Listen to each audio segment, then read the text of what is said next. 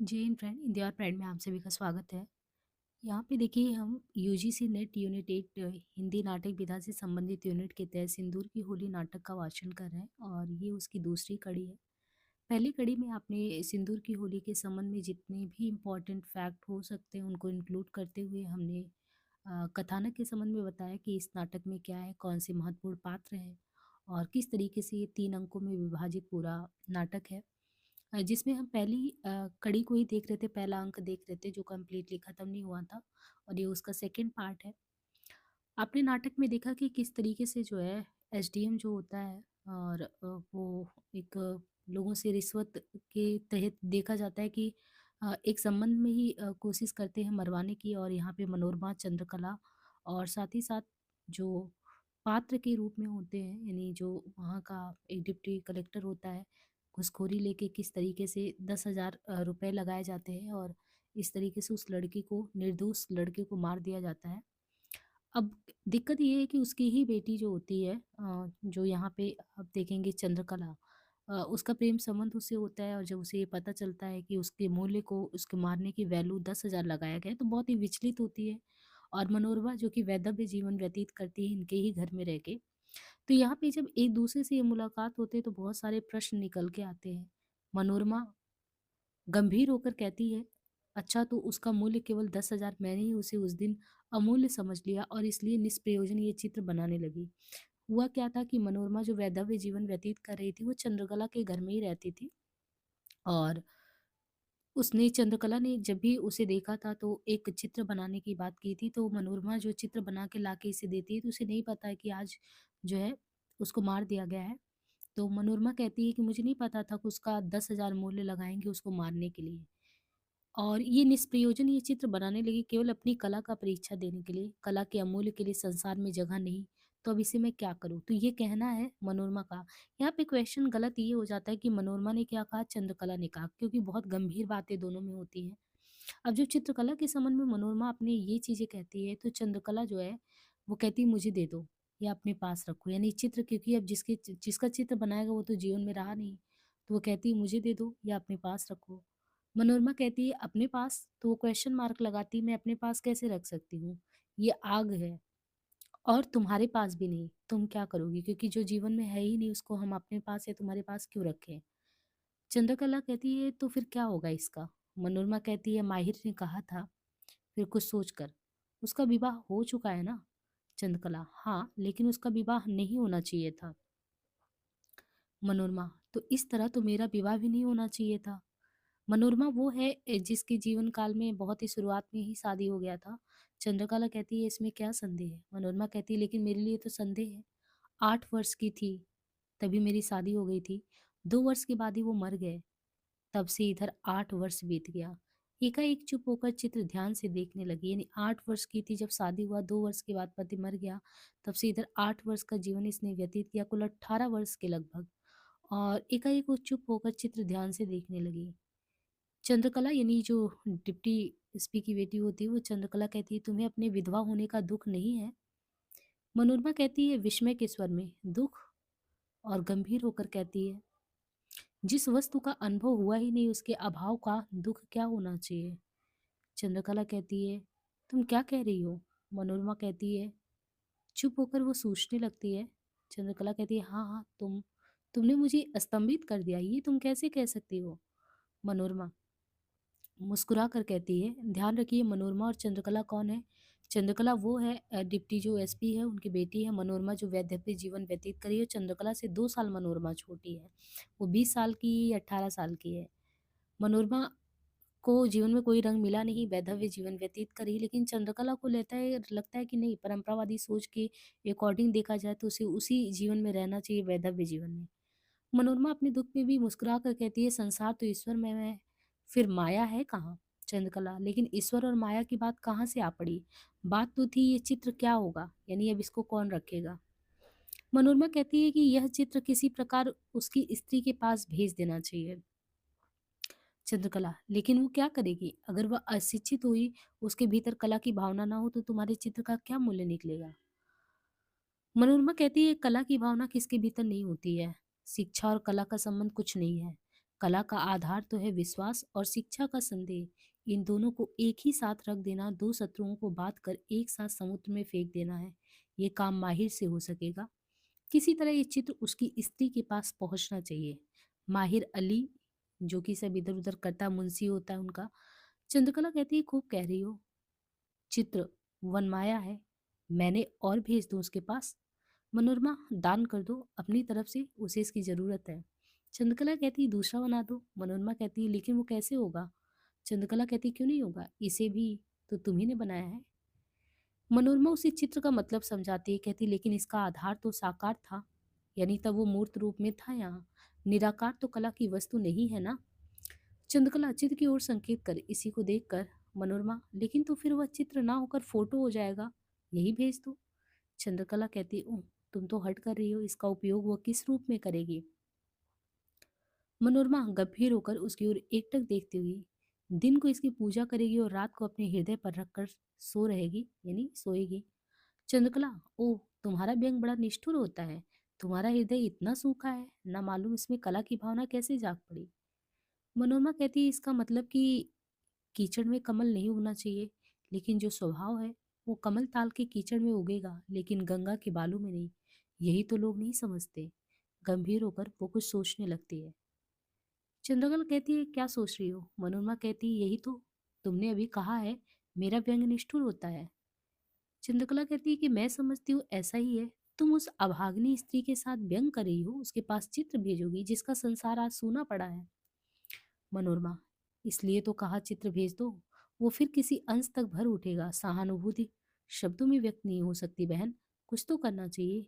आग के निर्धूम हो जाने पर उसकी दाहक शक्ति बढ़ जाती है। तुम धुएं को आग समझ रही हो। चंद्रकला, इसका मतलब क्या कहना चाहती हो? यही कि तुम उसके दुर्भाग्य का दुख है, लेकिन तुम उसके लिए इतना त्याग भी नहीं कर सकती। चंद्रकला, लेकिन मैं तो इसे अपने कमरे में रखना चाहती थी। उस दिन की स्मृति में उसका वह हंसना, उसकी रत्नार आंखें, लंबी लंबी वो, उसका उभरा हुआ मस्तक और उस पर काले बालों की दो चार लटें। पल भर में उसकी नजर कमरे में चारों ओर दौड़ गई। उसका हंसना तो जैसे एक साथ जूही के असंख्य फूलों का बरस पड़ना था। मनोरमा कहती है, तुम्हारा ये शब्द चित्र तो मेरे इस रेखा चित्र से भी बढ़ जाता है। सो कैसे? जूही के फूलों की वर्षा तो मैं नहीं दिखा सकती। चंद्रकला, लेकिन मेरा चित्र कल्पना को जगा नहीं सकता और तुम्हारा तो उस सहस्त्रमुखी उसे कर देता है। मनोरमा, मेरा? चंद्रकला कहती, हाँ, चित्र इतना सजीव मालूम हो रहा है, जैसे अभी वो हंस पड़ेगा। एक दिन के लिए, बड़ी भर के लिए यहाँ आए क्यों, जब इसी तरह उसे चला जाना था? दरअसल वो जिसका मृत्यु हुआ उसे ये प्रेम करती है और उसका भी विवाह हो चुका है। और जो ये चित्र बनवाई है, उसे लगता है कि वो उसकी पत्नी को मिलना चाहिए, लेकिन ये चाहती है कि वो चित्र अपने पास रखे। चित्र को ध्यान से देखकर चित्र का नाम क्या रखा जाए? तुमने यवन के द्वार पर, लेकिन इसका नाम होना चाहिए था मृत्यु के द्वार पर। उसकी ओर ने निमेष देखती हुई, कैसे बनेगा ये? मनोरमा, चित्र में तो वो सदैव यवन के द्वार पर रहेगा, चित्र में तो मरा नहीं है। लेकिन तुम तो इतनी विकल हो रही हो जैसे तुम उसके प्रेम में। इसके पहले इसने बताया ही नहीं था मनोरमा से कि वो इससे इतना प्रेम करती है, क्योंकि वो शादीशुदा था, एक बार आया था। तो ये मनोरमा को पता ही नहीं था जो चंद्रकला जो है इस तरीके से उसके प्रेम में है। चंद्रकला कहती है, तुम जानती हो मैं किसे प्रेम करती हूँ? प्रेम दो चार से तो नहीं हो सकता। और फिर अब प्रथम दर्शन में प्रेम का समय भी नहीं रहा। वो तो युग दूसरा था, जब हृदय का रस संचित रहता था और अनायास किसी और बह उठता था। अब तो व्यय की मात्रा संचय से अधिक हो गई है। उसके साथ प्रेम का नहीं, विनोद की बात हो सकती थी। उसके साथ खिलवाड़ हो सकता था, तबीयत बहलाई जा सकती थी। उसकी आंखों से इतना कहने के बाद आंसू चल पड़ते हैं। मनोरमा कहती, ए, तुम रो क्यों रही हो? चंद्रकला छाती पर हाथ रखकर, यहाँ दर्द हो रहा है, सांस लेने को जी नहीं चाहता। मनोरमा कहती है, झूठ तो नहीं कहोगी? बोलो, मैं तुमसे कुछ पूछना चाहती हूँ। चंद्रकला कहती, अब हाँ पूछो, अब किस अभिप्राय से झूठ कहूंगी, अब किस चीज को छिपाऊंगी और किसके लिए? मनोरमा कहती है, मनोज बाबू से तुम्हारा चित्त टूट गया है क्या? चंद्रकला, लेकिन उनसे मेरा चित्त लगा ही कब? यहाँ पे मनोज के संबंध में हमने पहले ही बताया था। मनोज बाबू वही थे जो इनके, चंद्रकला के पिता जो डिप्टी एसपी हैं, उनके मित्र थे और किसी कारण बस इन्होंने ही उनको मरवाया था। और उसी का प्रायश्चित करने के लिए मनोज उन्हें उनके लड़के यानी अपने मित्र के दोस्त को ये पढ़ा रहे थे और अपनी बेटी चंद्रकला का विवाह मनोज से कराना चाहते थे। लेकिन चंद्रकला कभी मनोज से प्रेम की ही नहीं और चंद्रकला जो है, अभी जो आपने घटना देखा उस व्यक्ति से जो पहले से शादीशुदा था वो आया था और उससे प्रेम संबंध था।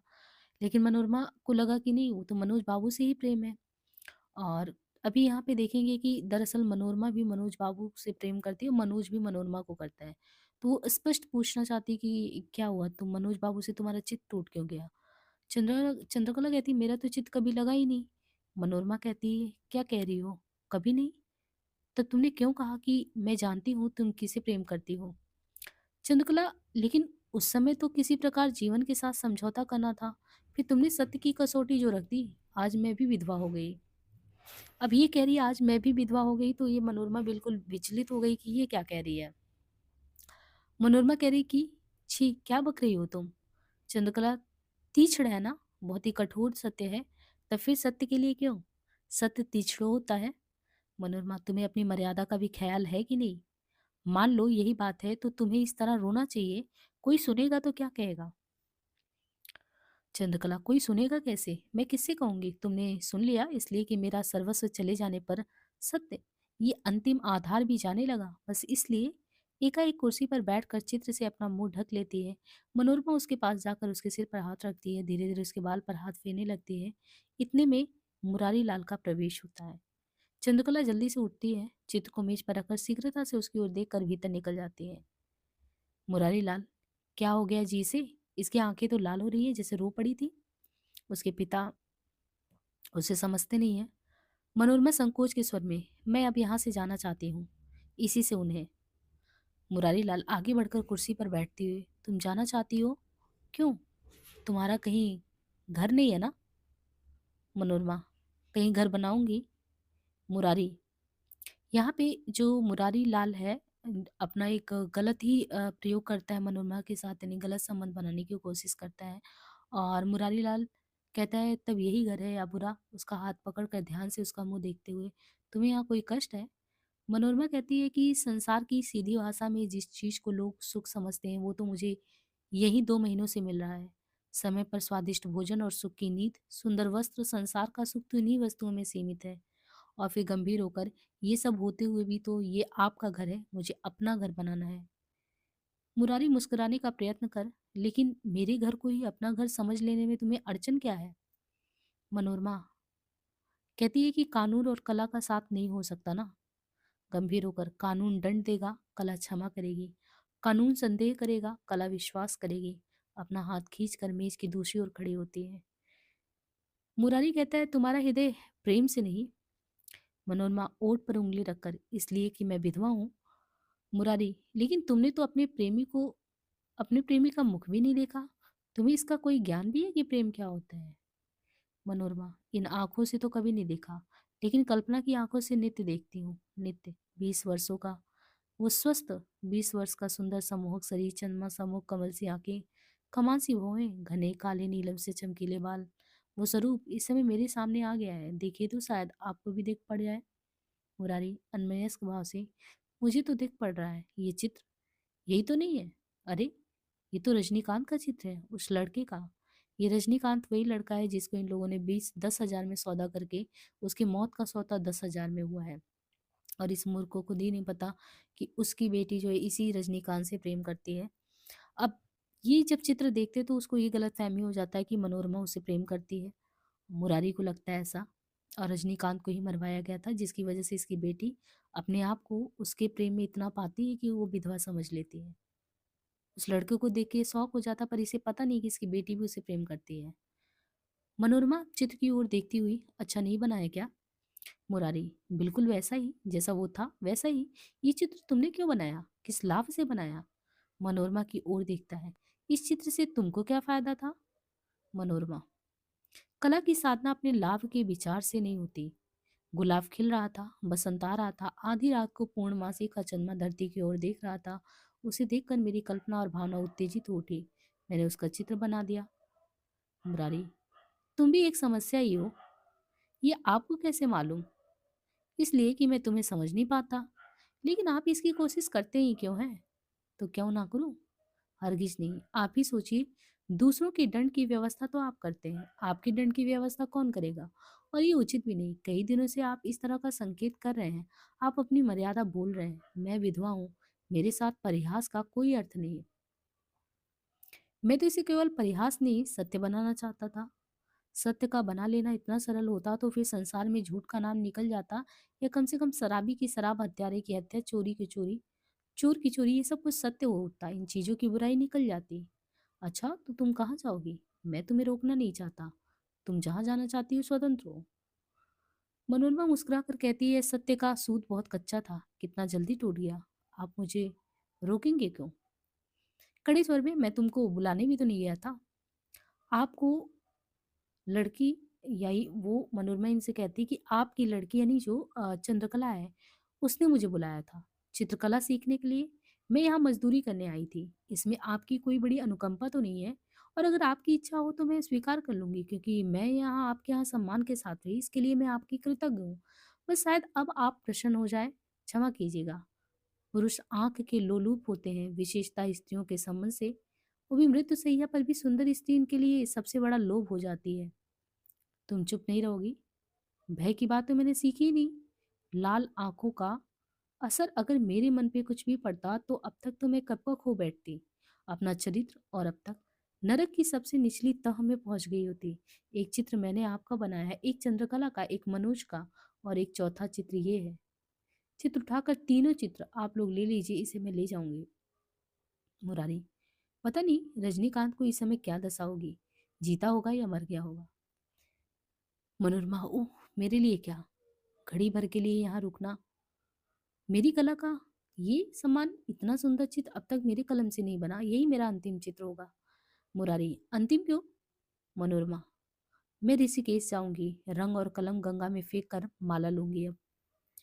मुरारी, इसी अवस्था में? और नहीं तो क्या, मरने के समय जब उंगलियां माला के साथ खिलवाड़ ना कर सकेंगी तब? चंद्रकला को भेजो तो। नहीं, मैं ही जाऊंगा। मुरारी का भीतरी दरवाजे से प्रस्थान होता है। इतने में मनोरमा इधर उधर चित पर उंगली घुमाने लगती है।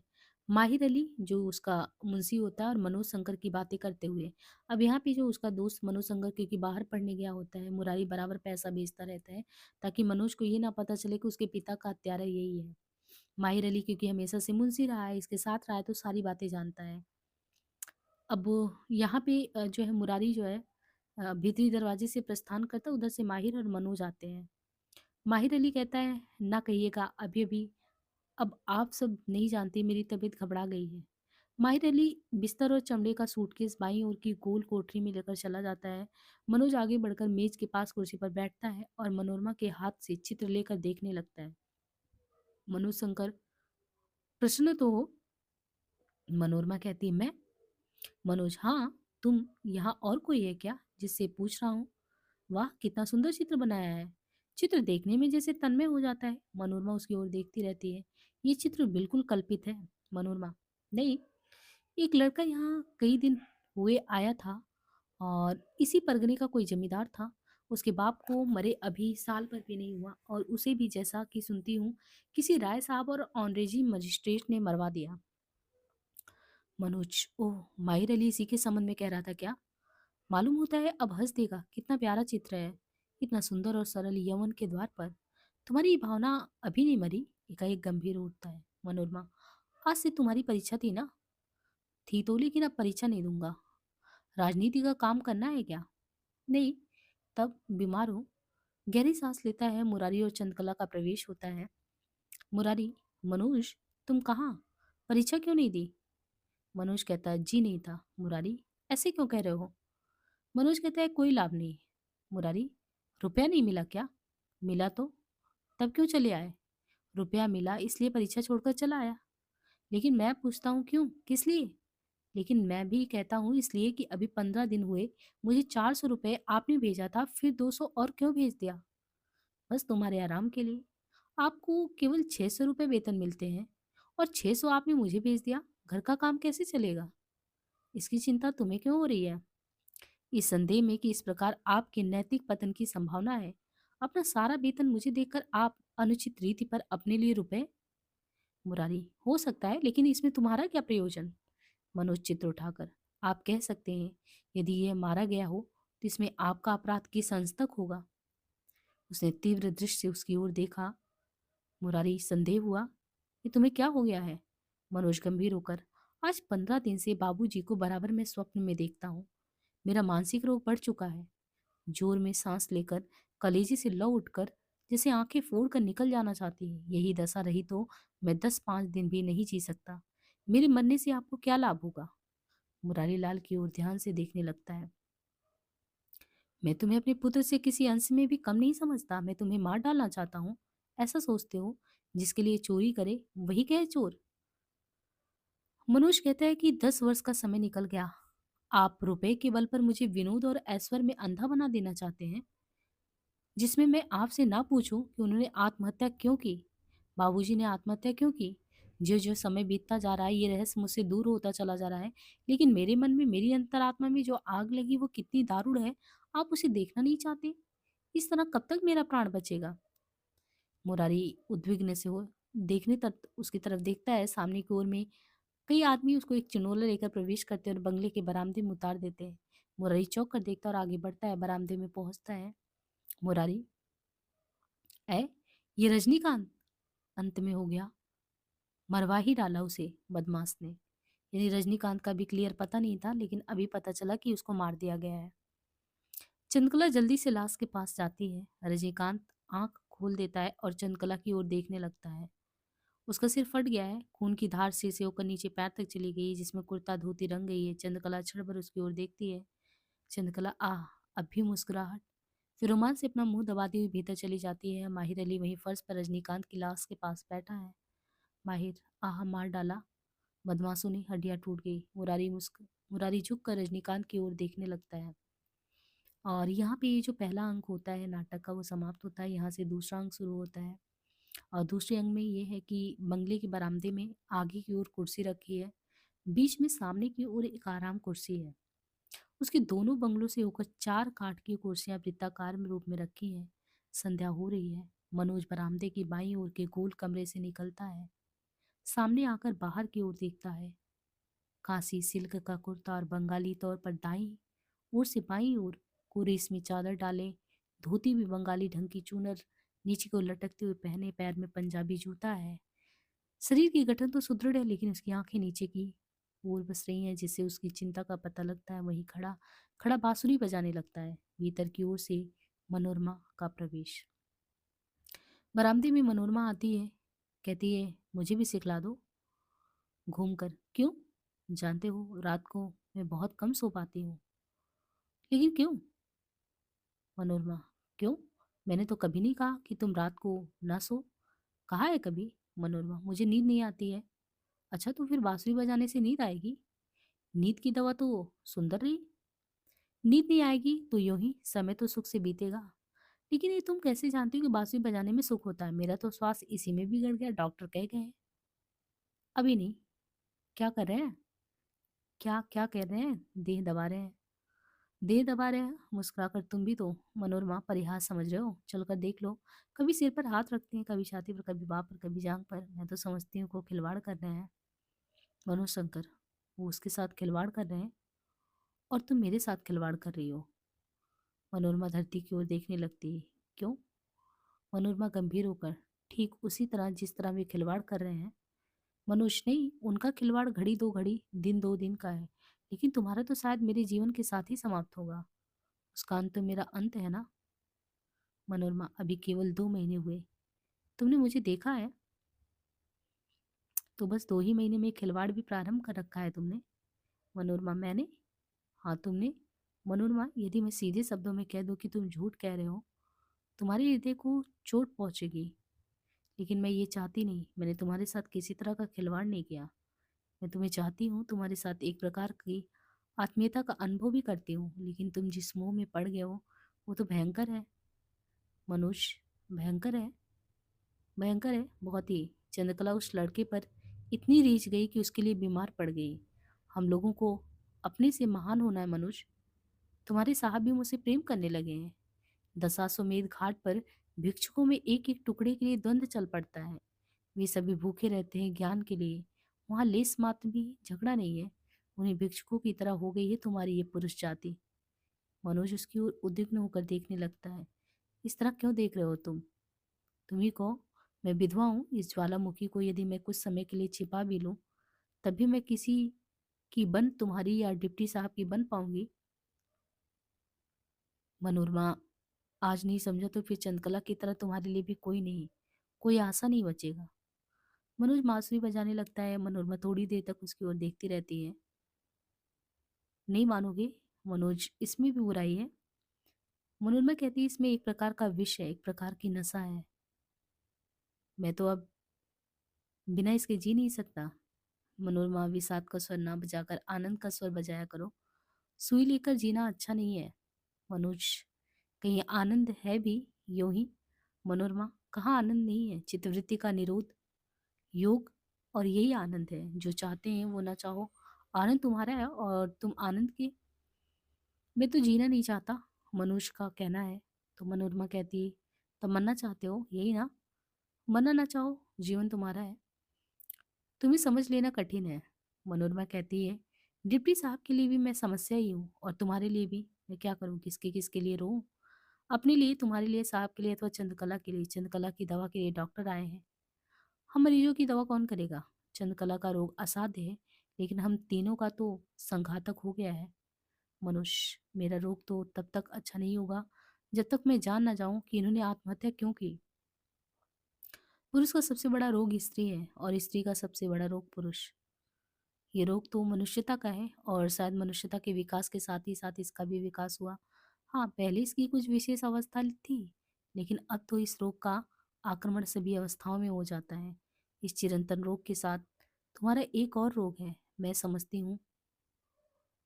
मनुशंकर, इस सब का मतलब यही है कि तुम मुझे अपने से दूर हटा देना चाहती हो। मनोरमा, मैं तो तुम्हारा हाथ पकड़कर संसार में उतर पड़ना चाहती हूँ। संसार के लिए एक नया आदर्श पैदा करना चाहती हूँ, और तुम चाहते हो कि मैं अपने आंचल से तुम्हारा गला बांध दूं, और अपने साथ ही तुम्हें भी ले डूबूं। अगर तुम सचमुच मेरे शरीर पर ही नहीं रीझे हो, तुमने मेरा हृदय, मेरी अंतरात्मा को समझ लिया, तो हाथ बढ़ाओ। लो, अपना हाथ बढ़ाते हो, पकड़ो। और मनुष्य मंदमुग्ध होकर उसकी हाथ पकड़ लेता है। तुम बांसुरी बजाओगे, मैं चित्र बनाऊंगी। कुछ सोचकर, मैं विधवा हूँ, और तुमको भी विधुर होना पड़ेगा उसके लिए। और इस प्रकार हमारा सम्मेलन आज एक जीवन का नहीं, अनेक जीवन का हो सकता है। मनोज चिंतित होकर दूर आकाश की ओर देखने लगता है। मनोरमा उसका कंधा पकड़ उसे जोर से हिला देती है। चिंता नहीं, चिंता नहीं करना है, हंस तो दो जीवन पर और जगत पर। इतने में मुरारी का प्रवेश होता है। मुरारी बनावटी स्वर में, तुम लोगों ने तो यहाँ नाटक का घर बना दिया है। मनोरमा कमरे के भीतर जाकर खड़ी हो जाती है। मुरारी बरामदे में निकलकर आराम कुर्सी पर बैठते, उनके चेहरे पर वही उद्विग्नता, वही रोष। मनुष्य, क्या कहा आपने? यही कि तुम लोगों ने यहाँ नाटक घर बना रखा है। शायद आप अभी नाटक देख कर आ रहे हैं, तो उसी भावना से आपको भ्रम हो गया है। मैं नाटक देख कर आ रहा हूँ, रूखे स्वर में। संभवतः वहां और क्या था? मैं नाटक देख कर आ रहा हूँ जी। चंद्रकला की धुकधुकी बंद हुआ चाहती है। हाँ, आप भी तो रहते रहते सपना देखने लगते हैं। मुरारी, इस बार तो तुमने जैसे शिक्षा और संस्कार सबसे असहयोग कर लिया है। तुम तो कभी ऐसे नहीं थे। अभी मेरा विकास हो रहा है। डॉक्टर साहब को पता नहीं चल रहा है। उनको संदेह है, कोई रोग का साफ लक्षण तो देख नहीं पड़ता। वे डर रहे हैं कहीं हृदय की गति ना बंद हो जाए। तुम तो उसे देखने भी नहीं गए, और वो? मनुज, मैं गया था। 10 मिनट से अधिक उसके पैताने खड़ा रहा। उसने एक बार मेरी ओर देखा, फिर सिर के ऊपर तकिया रखकर करवट लेट गई। मैं उसके इस व्यवहार को अपना अपमान क्यों समझूं? आत्मघाती पिता के पुत्र के लिए संसार में सम्मान कहाँ है? कहकर वो गंभीर हो उठता है। मुरारी कमरे की ओर घूमकर, तुम्हारे पति को मरे कितने वर्ष हुए? मुरारी मनोरमा से पूछता है। मैंने उन्हें देखा नहीं था। विवाह की कोई भी स्मृति मेरे पास नहीं है। हम सब लोग ही दुखी हैं। मुझे कोई दुख नहीं है। तुम स्त्री होकर ये क्या कह रही हो? मनोरमा कहती है, पुरुष तो वैधव्य का अनुभव कभी नहीं करते, इसलिए ये बात स्त्री ही कह सकेगी। और दूसरी, मेरा जीवन पिताजी की चांदी की तरह, हंस की तरह, श्वेत दाढ़ी और मूछ की छाया में रंग और कलम के साथ बीता है। मुझे उस तरह के किसी अभाव का अनुभव हुआ हो, ऐसा हो ही नहीं सकता। जो मिला नहीं उसका चला जाना, उसका सुख क्या और दुःख क्या? मुरारी को सोचकर तुमने रजनीकांत का चित्र अपनी तबीयत से बनाया था? मनोरमा कहती है, रेखा चित्र तो मैंने स्वयं बना लिया।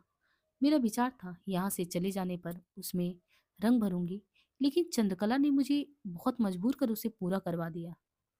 मुरारी शौक हो जाता है क्योंकि उसे लगता है मेरी बेटी ने क्यों करवाया होगा। उसने कहा, चंद्रकला ने। मुझे उसके आहत होने का बड़ा दुख है। मेरा हृदय जानता है या भगवान जानते हैं।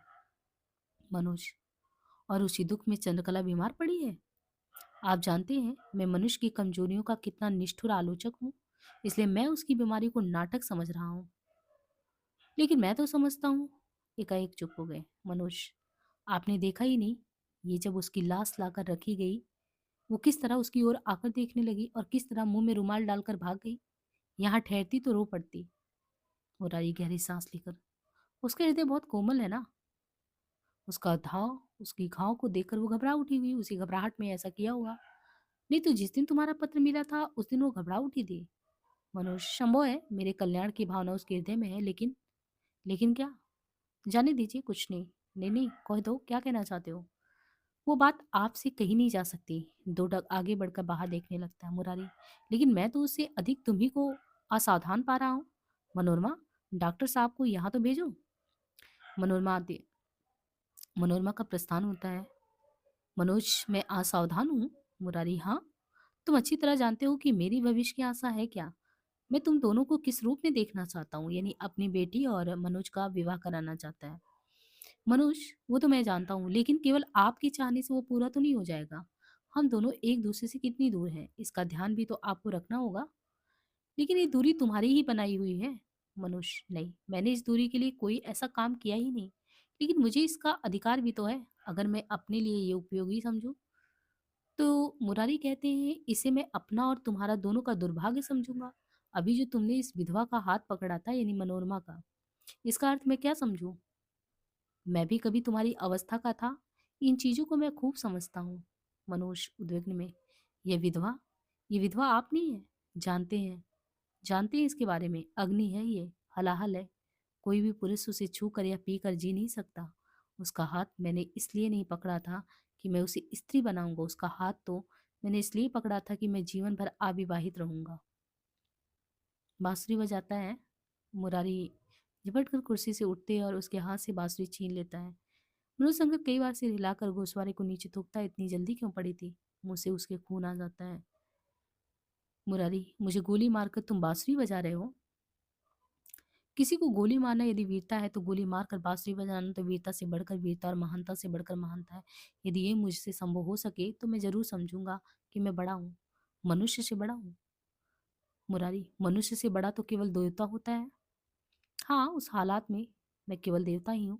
ये व्यंग करना तुमने कहाँ से सीख लिया? जीवन इस तरह की बातें नित्य सिखलाता है। बहुत से लोग जीवन को शिक्षा की ओर ध्यान नहीं देते, इसलिए उपदेशक और दार्शनिक बनते, लेकिन जो उसे सुनते हैं समझते हैं मेरी तरह शायद व्यग्न यानी व्यंग करते हो, तो मेरा कुछ भी विचार नहीं करते। मुरारी अनुज कहता है, ये कैसे? मुरारी कहते हैं, देखो, तुम कहते हो कि तुम जीवन भर अविवाहित रहोगे। इतना ही नहीं, कितनी अनर्गल बातें तुम कह जाते हो।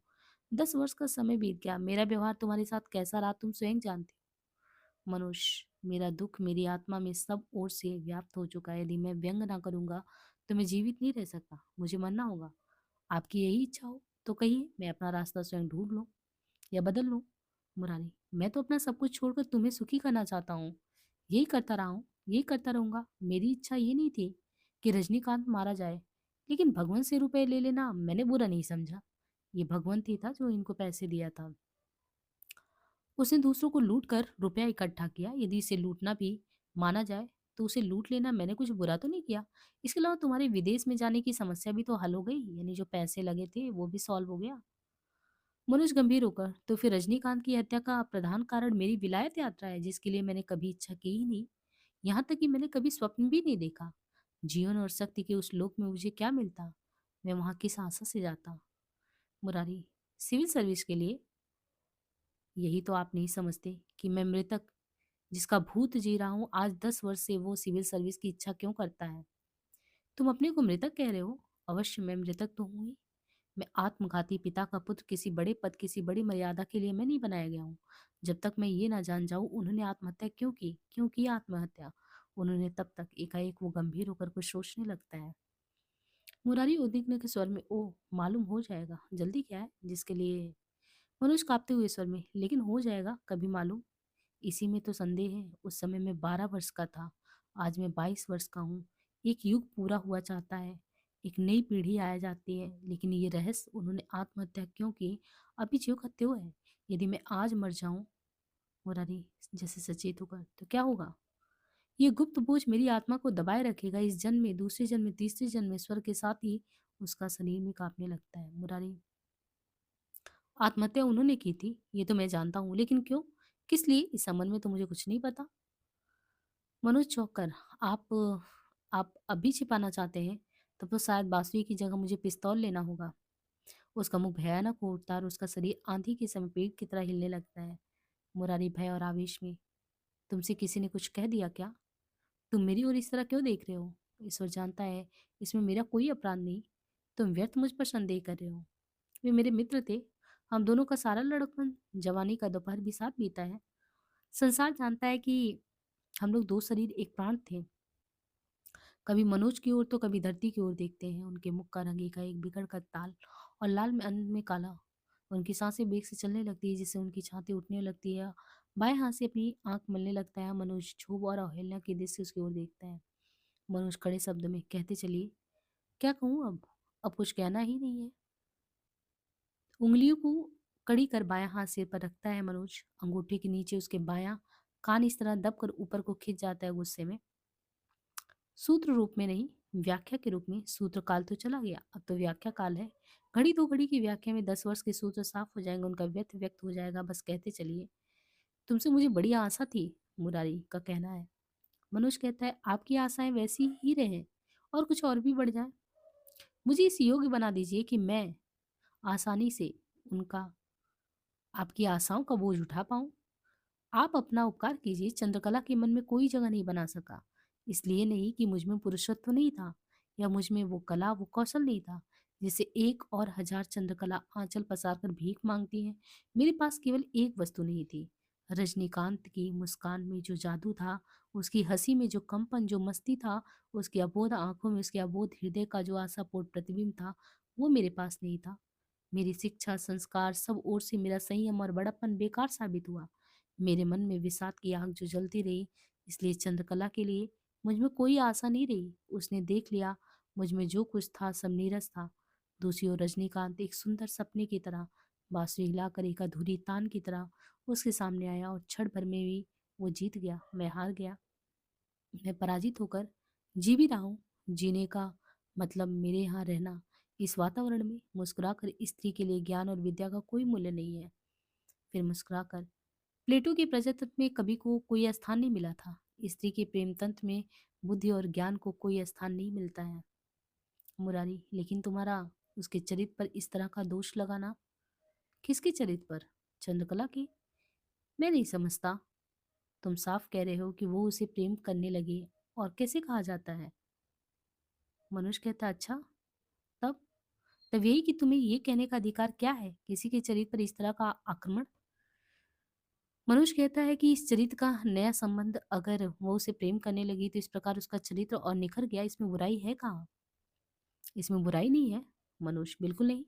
प्रेम करना विशेषता स्त्री के लिए कभी बुराई नहीं। स्त्री जाति की स्तुति केवल इसलिए होती है कि वे प्रेम करती हैं। प्रेम के लिए ही उनका जन्म होता है। स्त्री चरित्र की सबसे बड़ी विभूति, उसका सबसे बड़ा तत्व प्रेम माना गया है, और उस पर भी यह तो उसका पहला प्रेम है। इसमें बुराई कहाँ है? प्रेम वकील से राय लेकर, जज से अधिकार पत्र लेकर तो किया नहीं जाता। जो बात स्वतः स्वभाव है, प्रकृति है, वो तो चरित्र का गुण है, अवगुण तो नहीं है। मुरारी, तुम तो मेरे दुख को सौगुना कर देना चाहते हो। मनुष्य कहता है, सच कह देना भी अगर दुख का कारण हो तो, लेकिन इस सच के बिना भी तो काम चल जाता है। लेकिन काम चल जाने में तो मेरा बहुत कम विश्वास है। मुझे तो घंटे 2 घंटे प्रकाश मिल जाए, मैं सारी रात अंधेरे में काट लूंगा। मुरारी उसकी ओर देखने लगता है। हाँ, कहिए वह बात। भीतर की ओर से डॉक्टर का प्रवेश। मुरारी उठकर खड़े होते हैं। मनोज तिरछी आंखों से डॉक्टर की ओर देखने लगता है। डॉक्टर मनोज की ओर देखकर, इस तरह आपकी आंखें कमजोर पड़ जाएंगी, सदैव सीधे देखा कीजिए। मनोज मुस्कुराने लगता है। बैठिए, दोनों कुर्सी पर बैठते हैं। बताइए क्या हालत है? डॉक्टर, अभी निश्चित नहीं कह सकते, इतना कह सकते हैं कि अभी कोई शारीरिक लक्षण चिंता पैदा करने वाला नहीं है। बेचैन है, छाती और सिर से पसीना चल रहा है, ज्वर तो उसे है नहीं। ऐसी हालत में हाँ, तेली और तलवे में जितनी गर्मी चाहिए नहीं है। आंखों का रंग और हर पल बदल रहा है, उठ तो सूख गए हैं, नाड़ी की गति बहुत खराब है, लेकिन हृदय की धड़कन एकाएक चुप हो गई। मुरारी उत्सुक होकर, क्या कहिए, क्या हुआ? हृदय की धड़कन? मैंने तो आपसे तभी कह दिया, मुझे संदेह है, और कलाई की घड़ी देकर इतनी देर की देखभाल के बाद भी मैं उसी निष्कर्ष पर पहुंचा कि संभवतः हृदय की धड़कन बंद हो जाए। मुरारी घबरा कर कुर्सी से उठते हैं। हृदय की धड़कन? हाँ, मैं खुद चिंता में हूँ। मुरारी, सुनो जी, तुम्हारे लिए तो नाटक था ना ये? डॉक्टर विस्मय से मनोज की ओर देखता है। मनोज, डॉक्टर साहब को ये नहीं मालूम कि किस परिस्थिति में और किस तरह उसे ये रोग हुआ, नहीं तो उनके लिए भी वो इतना भयंकर नहीं मालूम होता। डॉक्टर मुरारी लाल से, उसके नाड़ी जाल में रक्त को उत्तेजित करने के लिए दवा भरनी होगी। मनोज, किस तरह, सुई देकर? डॉक्टर, हाँ। मनोज, इसका मतलब कि अब आप उसके भीतर रोग पैदा करना चाहते हैं। अब तक रोग रहा या नहीं, लेकिन अब जरूर हो जाना चाहिए। लेकिन मैं तो नहीं चाहूंगा कि उसके शरीर में व्यर्थ के लिए पीड़ा पैदा की जाए। डॉक्टर मुस्कुराकर, अच्छा, बांसुरी हाथ में है। कभी और गायक भावुक जीव होते हैं। आप सुई देना कैसे बर्दाश्त कर सकते हैं, लेकिन मैं आपको विश्वास दिलाता हूँ कि उसकी चिंता मुझे आपसे कम नहीं है। अंतर केवल इतना है कि आप उसके शरीर को कष्ट नहीं देंगे, चाहे वो मर जाए, लेकिन मैं जिलाना चाहूंगा। उसके शरीर को कष्ट भले ही हो। मनुष्य, आपको कैसे निश्चय हो गया कि उसके हृदय की धड़कन बंद हो रही है? डॉक्टर, लक्षण ऐसे ही है। दो तरह के रोगों के भी लक्षण कभी कभी एक से होते हैं। डॉक्टर, खैर बहस पीछे छोड़िए, उसे अच्छा हो दिन दीजिए, मेरे पास तो समय भी नहीं है, उसका हालत भी अब चिंताजनक ही है। मुरारी, पानी गर्म कराइए। डॉक्टर साहब, फीस जो कहिए दिला दी जाए, लेकिन उसे व्यर्थ में कष्ट ना दीजिए। डॉक्टर, बड़े विचित्र आदमी हैं आप। आपने पहले ही दवा क्यों नहीं कर ली? अच्छी फीस देने वाले, रोगी मर जाए और मैं फीस लेकर चलता बनूं, ये तो मुझसे नहीं होगा। मुरारी असमंजस में, मेरे एक संबंधी, डॉक्टर साहब, आप लोग रोग के कारण का अनुसंधान नहीं करते, रोग की कल्पना का दवा करते हैं।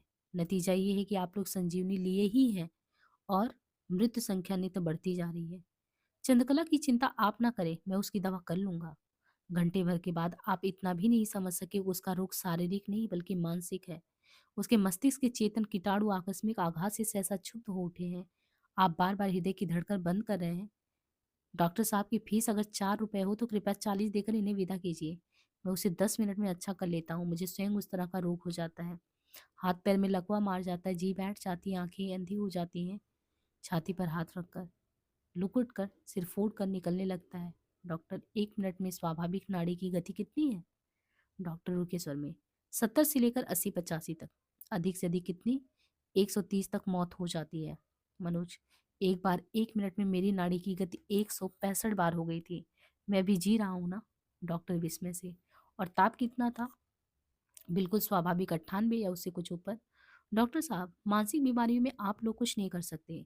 बुरा नहीं मानिएगा, उस वैसे की जानकारी आपकी अंग्रेजी प्रणाली में भी बहुत कम है। आप लोग प्रत्येक बीमारी की शारीरिक दवा करते हैं और शरीर को ही उसका कारण समझते हैं, जो कि अधिकांश बीमारियां मानसिक विक्षोभ के कारण होती हैं। आपकी समझ में चंद्रकला की हृदय की धड़कन बंद हो रही है, मेरी समझ में एक आकस्मिक घटना के कारण उसकी ज्ञान सिराओं में क्षोभ उत्पन्न हो गया। आप यहीं रहिए, मैं उसे अभी टहलने के लिए शहर की ओर ले जा रहा हूँ। डॉक्टर, लेकिन जब आप स्वतः बीमार हैं तो दूसरों की दवा कैसे कर लेंगे? मनोज, इसलिए कि मैं अपनी दवा स्वयं कर रहा हूँ, और मुझे लाभ भी हुआ है। बीमारी तो मेरी अभी अच्छी नहीं हुई, लेकिन इतना निश्चय हो गया कि मैं अभी मरूंगा नहीं। डॉक्टरों की चली होती तो अब तक मैं कभी पंचतत्व में विलीन हो गया होता। मनुष्य को स्वस्थ रखने के लिए जीवन बल उसके भीतर निरंतर काम करता। हम लोग बीमार पड़ते हैं मरने के लिए नहीं, बल्कि स्वस्थ होने के लिए। प्रकृति ने तो बीमारी के साथ जीवन का संबंध जोड़ा था, लेकिन आप लोग उसके साथ मृत्यु का संबंध जोड़ देते हैं, और इसी में सब कुछ बिगड़ जाता है। मुरारी कुर्सी की बाह पर झुककर आंखें बंद कर लेता है। डॉक्टर, अर्थात अब आप चिकित्सा की एक नई प्रणाली बना रहे हैं? मनोज जी, नहीं, उसी पुरानी परिपाटी को फिर से जगा रहा हूँ। मनुष्य अपनी आदिम अवस्था में आज से कहीं अधिक स्वस्थ था, इसलिए कि तब डॉक्टर नहीं थे, मनुष्य था, और शक्ति और जीवन का केंद्र प्रकृति था। श्वास की कृत्रिम साधनों और बोतल की दवाओं ने श्वास की जड़ काट दी है। श्वास तो आप लोगों की अलमारियों में बंद है, लेकिन ये बहुत दिन नहीं चलेगा। प्रकृति अपना बदला लेगी। प्रकृति के रास्ते पर लौट आना होगा, निरोग होना होगा। डॉक्टर, आपका आदर्श वही आदि मनुष्य है जो असभ्य या नंगा रहता था। आप अपने कपड़ों में भूल गए हैं, नहीं तो जिसे आप सभ्यता कहते हैं, उसके साथ ही साथ विकार और बुराइयां भी तो बढ़ी हैं। मैं समझता हूँ आप बहस करना जानते हैं। मुरारी लाल, आपने क्या निश्चय किया? मुरारी, मैं कुछ नहीं समझ पाता, मुझे कुछ भी नहीं समझ में आता। डॉक्टर, आपके पास इच्छा शक्ति नहीं है, शब्दों का भ्रम जो पैदा कर सके, आप उसी में भूल जाते हैं अपने को। मुरारी, जी हाँ, आप ठीक कह रहे हैं। जैसे मैं अपने साथ अन्याय कर रहा हूँ, ना तो मेरा कोई अपना जीवन है और ना कोई आदर्श। अदालत के काम से भी चित्त घबरा रहा है अब। मनोज को सोचकर, कुछ नहीं डॉक्टर साहब, चंद्रकला इस समय टहलने जा सकती है या नहीं? डॉक्टर, मैं तो नहीं समझता वो पलंग से उठ भी सकती है। मनोज हंसते हुए, कृपा कर आप लोग, यानी आप लोग उस कमरे में चले जाइए, मैं उसे लेकर घूमने निकल जाऊं। डॉक्टर, क्यों? मनोज, ये आप नहीं समझेंगे। उसे दवा की नहीं, सहानुभूति और एकांत की जरूरत है। संभव है आप लोगों को यहाँ देखकर उसके मन में फिर क्षोभ पैदा हो जाए। चुपचाप चले जाइए उस कमरे में, मुझे भी प्रयोग कर लेने दीजिए। यहाँ देहातों में अधिकांश लोग पूजा पाठ और तंत्र मन से अच्छे होते हैं। इन चीजों का प्रभाव सीधा मस्तिष्क पर होता है। रोगी की इच्छा शक्ति जाग जाती है और प्रकृति की शक्तियाँ उनको काम करने का अवसर मिलता है। उठिए, चलिए आप लोग उधर जाइए। डॉक्टर हाथ पकड़कर उठते हैं और नीचे उतर कर दूसरी ओर निकल जाते हैं। मनोज भीतर चला जाता है। हरनंदन सिंह बरामदे के सामने नीचे सहन कराकर खड़ा होता है, इधर उधर चारों ओर घूम कर देखता है। मनोज बंगले के भीतरी भाग से, तुम्हारा संदेह व्यर्थ है, कह तो रहा हूँ कोई नहीं है। डॉक्टर साहब तो सुई देने का प्रबंध कर रहे थे, लेकिन मैं ये स्वीकार नहीं कर पाया। तुम्हारे बाबूजी कलेक्टर साहब के बंगले पर गए हैं। डॉक्टर साहब क्यों बैठे रहेंगे, वो भी चले गए होंगे। थोड़ी देर सन्नाटा रहता है। मनोज बीच वाले कमरे में आकर खड़ा होता है और स्वर के साथ बांसुरी बजाने लगता है। मनोरमा और चंद्रकला का प्रवेश। चंद्रकला का चेहरा उतरा हुआ है, आंखें कुछ सूजी हुई है। मनोज, इस तरह शरीर छोड़ देना चाहिए। संसार में एक से बढ़ के एक दूसरे दुख है। चंद्रकला, तुम मुझे क्षमा नहीं करोगे? मनोज, तुमने मेरा कोई अपराध तो किया नहीं है। चंद्रकला धीमे स्वर में, मैं तुम्हें पहचान नहीं पाई। मनोज, लेकिन मुझे उसकी कोई शिकायत है नहीं। जो कमी मुझ में थी, चलो आज नदी की ओर घूमने चलते हैं, हमारे विरोध आज सदैव के लिए मिट जाए। चंद्रकला, कैसे विरोध? विस्मय और चिंता से उसकी ओर देखकर।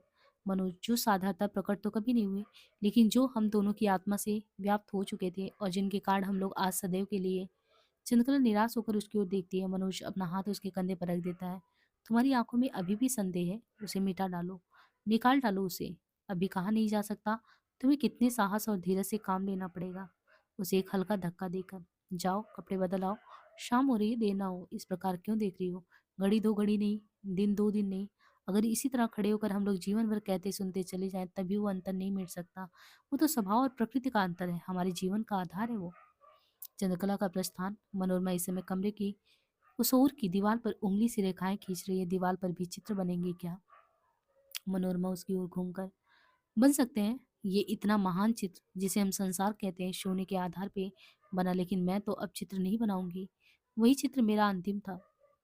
मनोशंकर, रजनीकांत का? हाँ। क्या सच कह रही हो मनोरमा? यही कि पुरुष के लिए प्रायश्चित करना पड़ता है स्त्री को। स्त्री जीवन का सबसे सुंदर और सबसे कठोर सत्य यही है। स्त्री इसलिए दुखी है और पुरुष इसी को स्त्री का अधिकार समझता है, और इसलिए पुरुष और स्त्री के अधिकारों की अलग अलग पैमाइश हो रही है, अलग अलग नक्शे बनाए जा रहे हैं, लेकिन यहाँ तो वे मिल जाएंगे। समस्या का एक और पहलू निकल जाएगा। मनोज, तुम अपनी बात कहो। मनोरमा, मैं तो कल ऋषिकेश के लिए चल पड़ूंगी। मनोज, अब किस लिए? कोई नई बात तो नहीं है। नई बात नहीं हुई। मनोरमा, नहीं तो केवल अपने को भूल जाने के लिए मैंने अब तक रंग और कलम से खिलवाड़ किया है, लेकिन मैं देखती हूँ मेरा हृदय धनी हुआ जा रहा है। इतना धन मेरे किस काम आएगा, इसलिए मुझे इसे निचोड़ कर सूखा डालना है। रंगों की पेटारी गंगा से फेंक कर माला लेने में कल्याण है। अगर मैं अपने साथ न्याय करूँ तो मुझे स्वीकार करना पड़ेगा कि अपने निर्जीव चित्र के लिए मैं सदैव जीवन की कामना करती रही। उसके साथ मुझे एक प्रकार का सुख और सहवास मिला है, लेकिन मुझे इसका अधिकार कहाँ था? मैं अपनी आत्मा बेचती रही हूँ, जो मैं पहले ही बेच चुकी थी, और पूरा मूल्य भी ले लिया था। मनुष्य, तुम तो कविता और दर्शन कह गई। हिंदू विधवा से बढ़कर कविता और दर्शन कहीं नहीं मिलेगा। मनुष्य कहता है, युग बदल गया है, समाज अपना कलंक मिटा रहा है, अब विधवाएं नहीं रहेंगी। मनोरमा, वैधव्य मिट जाएगा। मनुष्य, क्यों? विधवा विवाह से नहीं मिटेगा। मनोरमा, झूठ है ये सब। क्यों? आजकल तो ये हो रहा है। मनोरमा, विधवा विवाह हो रहा है लेकिन वैधव्य कहाँ मिट रहा है। समाज इस आग को बुझा नहीं सकता, इसलिए उसे अपने छब्ज से उठाकर अपनी नींव में रख रहा है। तुम्हारे सुधारक, राजनीतिक, कवि, लेखक, उपन्यासकार, नाटककार सभी विधवा के आंसुओं में बहते हुए दिख पड़ रहे हैं। अपनी विशेषता मिटाकर संसार के साथ चलना चाहते हैं। वैधव्य तो मिटेगा नहीं, तलाक का आगमन होगा। तभी तक तो केवल वैधव्य की समस्या थी, अब तलाक की समस्या भी आ रही है। तुम्हारे कहानी लेखक इस समस्या को कला का आधार बना रहे हैं और इस प्रकार संयम और शासन को निकालकर प्रवृत्तियों की बागडोर ढीली कर रहे हैं। उनका उद्देश्य अधिक से अधिक उपभोग है और इसी को वे अधिक से अधिक सुख समझ रहे हैं। लेकिन उपभोग सुख है? मनुष्य, उपभोग सुख ना हो, लेकिन वैधव्य तो समाज का कलंक है ना। मनोरमा, किस तरह? यही यही तो समाज का आदर्श है। स्त्री और पुरुष का सम्मिलित जीवन, सुख दुख दोनों का, ना तो कोई शंका, ना संदेह, ना तलाक, किसी भी परिस्थिति में समझौता और सामंजस्य। इस प्रकार समाज की स्थिति दृढ़ है। संभव है उसमें बुराई भी हो, लेकिन जीवन नितांत भला कहाँ है। विधवा विवाह और तिलाक, दो बुराइयों में से एक को पसंद करना ही पड़ेगा, नहीं तो दोनों बुराइयां तो समाज को निकल जाएंगी। मनुष्य, विधवा विवाह को भी तुम बुराई कह रही हो, स्वयं विधवा होकर? मनोरमा, तुम्हारा आघात निर्दय हुआ मनुष्य, राक्षसी प्रहार। तुम इतना भी संयम नहीं कर सकते, और तुम पुरुष हो, इतने छोटे हृदय और इतनी छोटी आत्मा के बल पर। मनोज उद्विग्न होकर, कैसे? तुम मुझे उत्तेजित कर रहे हो। मैं विधवा हूँ, इसलिए मैं विधवा विवाह के पक्ष में वोट दूं, यही ना? लेकिन मैं ये नहीं करूंगी। विधवाओं के उद्धार के नाम पर यह आंदोलन पुरुषों ने उठाया है ना, अपने उद्धार के लिए। किसी प्रकृति विधवा से पूछो जो अभी तक पुरुष के विषैले वातावरण में ना आई हो, देखो उसकी दृष्टि पृथ्वी में गड़ जाती है या नहीं। तुम्हारी समझ में वैधव्य समाज के लिए कलंक है, मैं समझती हूँ। समाज की चेतना के लिए विधवाओं का होना जरूरी है। तुम जीवन का विशेषता, स्त्री के जीवन का दूसरा पहलू भी समझते हो, देखते हो। उसके भीतर संकल्प है, साधना है, त्याग है और तपस्या है। यही विधवा का आदर्श है, और ये आदर्श तुम्हारे समाज के लिए गौरव की चीज है। तुमने इसे कलंक कह दिया। जितनी कोशिश इस आदर्श को मार डालने के लिए हो रही है, अगर उतनी ही कोशिश इसे जीवित रखने के लिए होती तो तुम्हारा समाज और परिवार आज दूसरी चीज होता। मनुष्य, तो अब मैं क्या समझूं? जो भी समझो, इसका अर्थ ये है, कहते क्यों नहीं? तो उस समय सचमुच नाटक हो रहा था। मनोरमा कुछ सोचकर, ओह, तुम अभी उसी भ्रम में पड़े हो। मैंने तो समझा कि तुम्हें मेरा हाथ पकड़ा था किसी आशा में। मनुष्य, मैंने समझा था अविवाहित रहकर तुम्हारे साथ मैं रह सकता हूँ, लेकिन उसमें कोई ऐसी चीज नहीं है जो तुम्हारे पुरुषत्व के अनुकूल हो। मेरे साथ तुम रहते अविवाहित रहकर। शब्द तो बड़े सुंदर है, लेकिन इनका मतलब है क्या? किसी विधवा के साथ काई अविवाहित पुरुष, उसकी भौं ऊपर खो गई। कल्पना और भावुकता। मनोज बाबू, साहित्य की कल्पना में तो कोई संदेह नहीं, ये सुंदर चीज होगी, लेकिन जीवन की वास्तविकता में कितनी भयंकर चीज है। मनोज उद्विग्न होकर, मुझे भी कुछ करना चाहिए, मैं क्या करूं? पुरुष हो, तुम्हारी अवस्था भी मुझसे अधिक है, शिक्षा भी तुम्हें ऊंची मिली है, तुम हर तरह से मुझसे योग्य हो। मुझसे क्यों पूछ रहे हो? मेरे सामने तुम्हारा ये आत्मसमर्पण तुम्हारे लिए कितना अपमान की बात है। तुम्हारा पौरुष इतना कुंठित क्यों हो रहा है? वादे सभी सच्चे नहीं होते, इसलिए सावधान रहना पड़ता है। मैंने जब विचार किया, मुझे मालूम हुआ कि तुम मेरे मुंह में इस तरह का संकल्प कर रहे हो।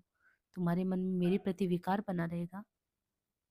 अधिकांश शब्द ये यहीं से निकल पड़ते हैं। उनका विश्वास करना मुझसे नहीं पूछो, तुम्हें क्या करना है अपने पुरुषत्व से पूछो। तुम्हारा अपना मोह चंद्रकला के मोह से कम नहीं है।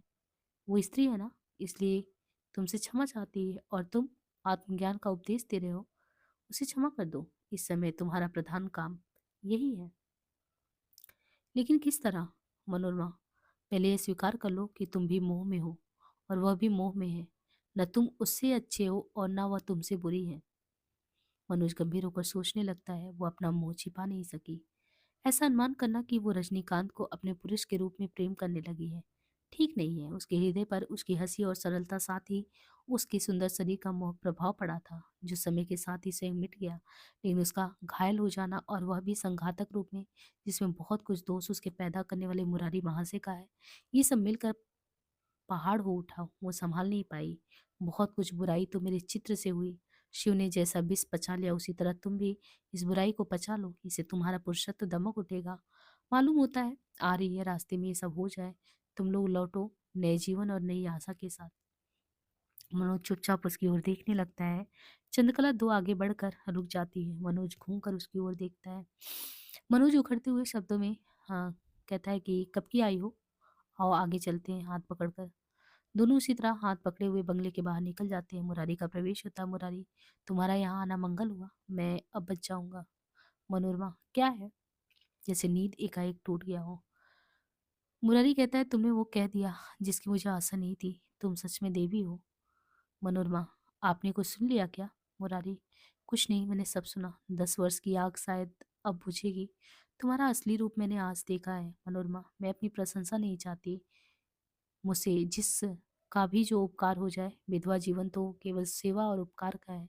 मुरारी, तुम सचमुच देवी हो। मनोरमा चुप होकर, चुप भी रहिए, इस प्रकार के विशेषण बहुत कुछ उपहास के लिए है। मैं पूरी तरह से स्त्री हूँ। विधवा स्त्री बन सकूं, जो हूँ वो हो सकूं, यही बहुत है। मुरारी, कल जाना तुम्हारा निश्चित रहा। कुछ और दिन रुक जाओ। तुम्हारी मदद से शायद एक बार मैं। मनोरमा जी नहीं, इस प्रकार मेरी शक्ति चली जाएगी। हमारी सेवा जब होने को होगी हो ही जाएगी। मनोरमा का प्रस्थान होता है। मुरारी बाहर बरामदे में कुर्सी पर आकर बैठते हैं। माहिर अली का प्रवेश होता है। मुरारी, क्या हाल है जी? माहिर अली, शायद बच जाए। यही एक घाव 3 इंच लंबा है और उन सब ने चाहा तो उसे मरवा डाला। 24 निशान लाठी के पड़े हैं। मुरारी कहता है, बहुत है, ऐसा काम करा दिया तुम लोगों ने।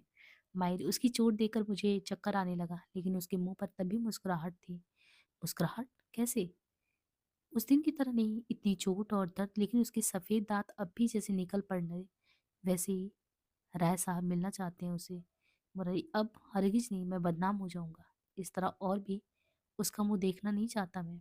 माहिर अली, हनंदन कह रहे थे आपने जो कहा था शायद 40,000 आ गया है। मैंने तो कह दिया साहब, ऐसे रुपए पर लात मारता हूँ। मुरारी, ये क्या कह दिया, लात मारते हैं? 40,000? माहिर, मैं समझ नहीं पाता, कौन है इसमें, कोई बुराई है? ले लेने से, और भी एक लुटेरे और हत्यारे से। उनकी ओर विस्मय से देखता है। जाओ नंदन को धीरे से बुला लाओ, शायद झूठ हो। हाँ, जाओ लिवा लाओ उसे।